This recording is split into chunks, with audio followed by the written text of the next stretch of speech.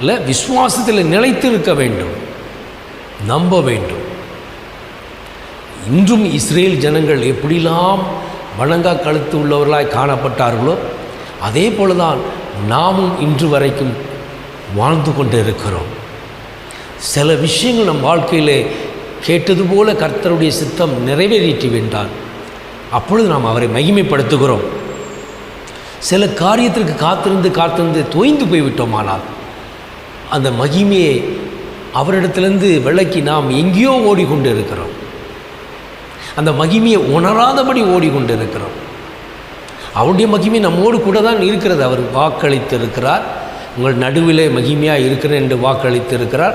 இருந்தும் நாம் உணராதவர்களாய் அவரையே மறுதளித்து கொண்டு இன்றைக்கி எங்கேயெல்லாம் போய் கிறிஸ்துவர் தான், கர்த்தரை நம்புகிற ஜனம்தான், ஆனால் எதை நம்பி போகிறோம்?